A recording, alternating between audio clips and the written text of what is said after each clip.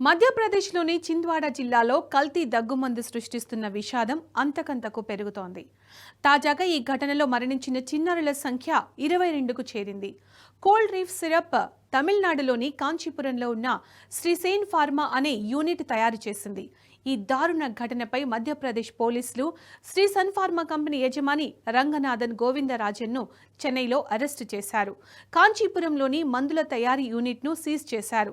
4 ఏళ్లలోపు పిల్లలకు ఇలాంటి మందులను నిషేధిస్తూ 2023లోని కేంద్రం ఆదేశాలు జారీ చేసినా వాటి అమలులో నిర్లక్ష్యం స్పష్టంగా కనిపిస్తోంది. మరి ల్యాబ్ రిపోర్ట్లో ఎలాంటి డేంజర్ కెమికల్ ఉన్నట్లు గుర్తించారు? Watch the story.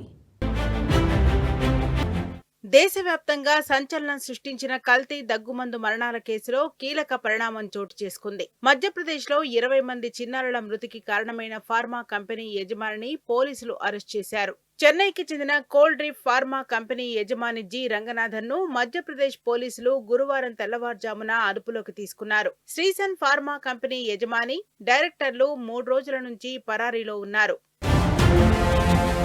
మృతికి కారణమైన కోల్డ్ రీఫ్ దగ్గు సిరప్ ను తమిళనాడుకు చెందిన శ్రీసన్ ఫార్మాస్యూటికల్స్ సంస్థ తయారు చేసింది. మధ్యప్రదేశ్లోని ఉజ్జయిని, గుణ, శివపురి జిల్లాల్లో కోల్డ్ రీఫ్ అనే దగ్గుమందును వాడిన తర్వాత 20 మంది చిన్నారులు తీవ్ర అస్వస్థతకు గురై ప్రాణాలు కోల్పోయారు. జలుబు, దగ్గు కోసం వైద్యులు సూచించిన ఈ సిరప్ వాడిన కొన్ని రోజులకే చిన్నారులు అనారోగ్యం పాలయ్యారు. మెరుగైన చికిత్స అందించినప్పటికీ చాలా మంది ప్రాణాలు కోల్పోయారు. మరో 40 మంది చిన్నారులు ప్రస్తుతం వైద్యుల పర్యవేక్షణలో ఉన్నారని, దీంతో మృతుల సంఖ్య మరింత పెరిగే అవకాశం ఉందని ఆరోగ్య శాఖ అధికారులు ఆందోళన వ్యక్తం చేస్తున్నారు.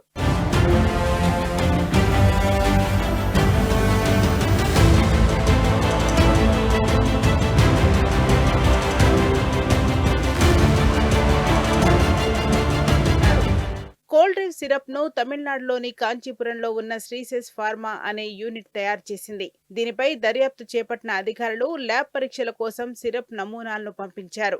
ఈ పరీక్షలో సిరప్ లో డైథిలియన్ గ్లైకాల్ అనే అత్యంత ప్రమాదకరమైన రసాయనం ఉన్నట్టు తేలింది. సాధారణంగా పెయింట్లు, ఇంకుల తయారీలో వాడే ఈ రసాయనం వల్ల చిన్నారుల్లో కిడ్నీలు తీవ్రంగా దెబ్బతిని మరణాలు సంభవించాయని నిర్ధారించారు.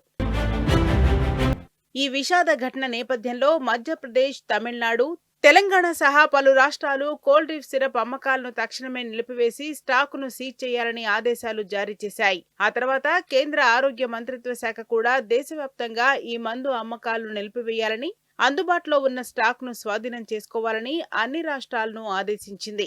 తమిళనాడులో ఇంకా 2000కు పైగా కోల్డ్ డ్రిఫ్ బాటిళ్లు మార్కెట్లో ఉండే అవకాశం ఉందన్న సమాచారంతో దాడులు చేస్తున్నారు. ఈ కేసులో శ్రీసన్ ఫార్మా కంపెనీపై క్రిమినల్ చర్యలు కొనసాగుతున్నాయి. పిల్లలకు వాడే దగ్గు సిరప్ల విషయంలో తల్లిదండ్రులు చాలా జాగ్రత్తగా ఉండాలని వైద్యులు గట్టిగా సూచిస్తున్నారు. దీని కారణంగా కొన్ని రకాల దగ్గుమందులలోని ప్రమాదకరమైన పదార్థాల వలన పిల్లల్లో కిడ్నీ సమస్యలు తలెత్తి వారు మరణించే అవకాశం ఉందని ప్రపంచ ఆరోగ్య సంస్థ సైతం ఆందోళన వ్యక్తం చేసింది. పిల్లలకు దగ్గు, జలుబు రావడం సాధారణమే. అయినప్పటికీ ముఖ్యంగా రాత్రి నిద్ర సమయంలో ఇది ఇబ్బందిగా మారుతుంది. అలాంటి సమయంలో తల్లిదండ్రులు మెడికల్ షాపుల్లో కనిపించే దగ్గు సిరప్లను వైద్యుల సలహా లేకుండా ఉపయోగించడం ప్రమాదకరం. కొన్ని దగ్గు సిరప్లు చాలా చిన్న పిల్లలకు సురక్షితం కాకపోవచ్చు. సరైన వైద్య సలహా లేకుండా దగ్గు సిరప్లు వాడటం వల్ల జరిగే నష్టానికి సంబంధించిన ఇటీవల జరిగిన సంఘటనలు తీవ్ర కలకలం సృష్టించాయి. భారతీయ కంపెనీలో తయారు చేసిన దగ్గు సిరప్ల వల్ల గాంబియా, ఉజ్బెకిస్తాన్లలో చిన్నారులు మరణించిన ఘటనలు వెలుగులోకి వచ్చాయి. దీంతో ఇప్పుడు ప్రభుత్వ ఆరోగ్య పథకాల కింద సరఫరా చేసే అన్ని మందులకు కఠినమైన ల్యాబ్ టెస్టులు తప్పనిసరి చేయాలని అధికారులు నిర్ణయించారు.